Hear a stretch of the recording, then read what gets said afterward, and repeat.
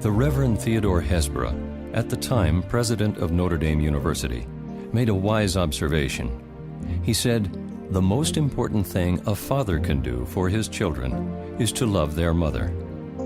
Consider that as you listen to this next thought that Dr. Latham has entitled, "It Works in Marriage Too."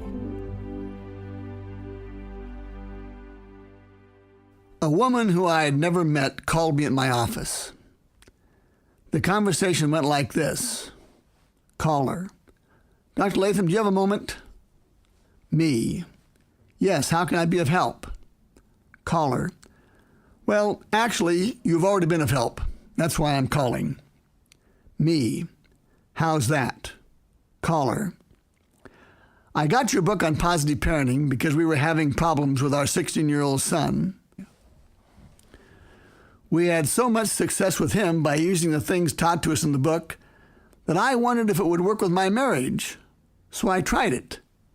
And that's why I called." Me: "And what happened when you put it to work in your marriage?" Caller, choking back her emotions: "Dr. Latham, for 17 years, I had lived in a rotten, miserable marriage.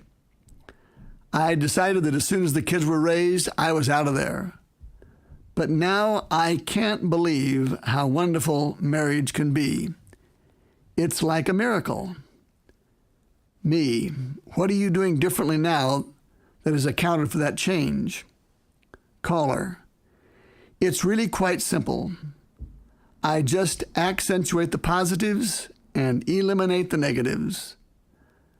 I've done with my husband exactly what your book taught me to do with my son, and it works.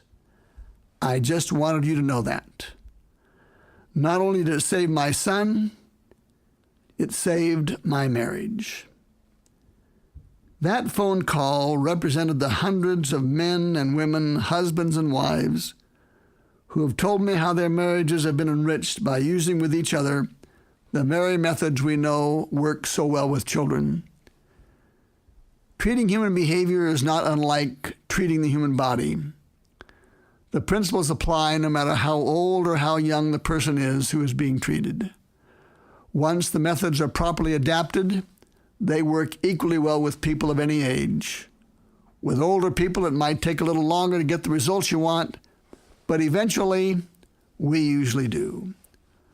For you adults, moms and dads, husbands and wives, if your relationship is less than you'd like it to be, if your marriage is lacking in some unpleasant way, here are a few simple things I'd suggest you do.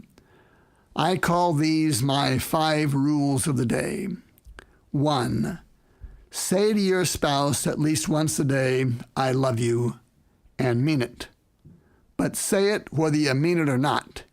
If you say it long enough and often enough, you will eventually come to believe it.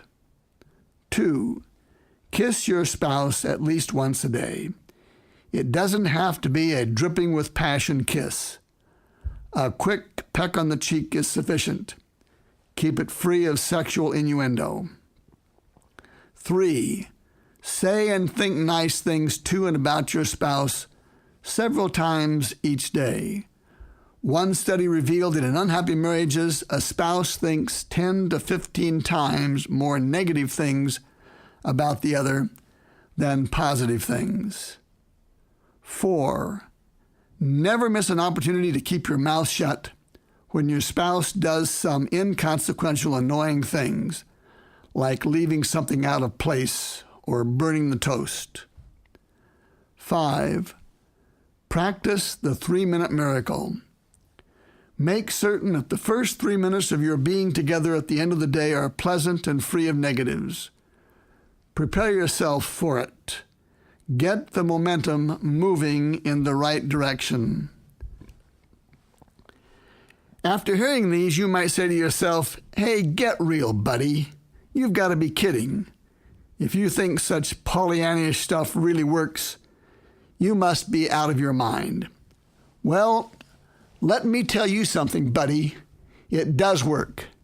I've been married 42 plus years, and it works. Most marriages die of self-inflicted injuries. Try something healthy for a change.